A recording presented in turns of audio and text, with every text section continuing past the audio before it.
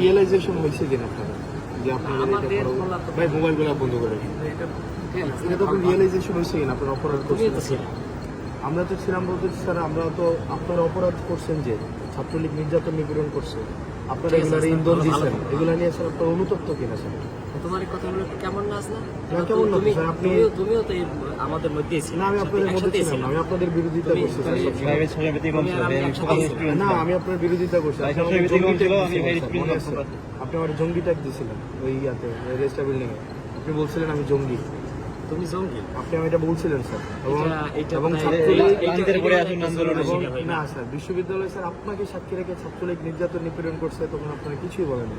এবং sir realisation হলে তো ফাইন, আপনারা আমাদের সমাজের বিবেক, রিয়েলাইজেশন এটা হয় কিনা যে স্যার এটা অত্যাচার অন্যায় হইলে সেটা আপনাদের এই রিয়েলাইজেশন হয় কিনা স্যার? আমাদের বলা তো ওইটা তো বলো, প্রত্যেকটা মানুষের ব্যক্তিগতভাবে মনে করি যে কোনো অন্যায় হইলে সেটা স্যার আপনার সময় অন্যায় হয় না বিশ্ববিদ্যালয় স্যার, গেস্টরুম গণরুম অন্যায় হয় না? গেস্টরুম গণরুমটা ধারাবাহিকভাবে প্রক্রিয়া চলে আসে। এটা আপনার সময় ছিল? না, আমার সময় ছিল, কিন্তু আমার কিন্তু উদ্যোগগুলো আমারই নেওয়া ছিল।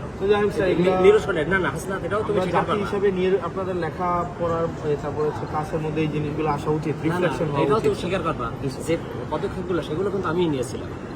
এটাও না ওই অর্থে না স্যার, আপনারা সবসময় ডিনাই করছেন। কোন অর্থে সেটা ভিন্ন, কিন্তু শুরুটা কিন্তু আমিই করেছিলাম। নির্যাতন নিপীড়ন সহযোগিতা করছিলাম। না ডিনাই করাটা অন্য জিনিস, ডিনাই করা তো অপরাধ।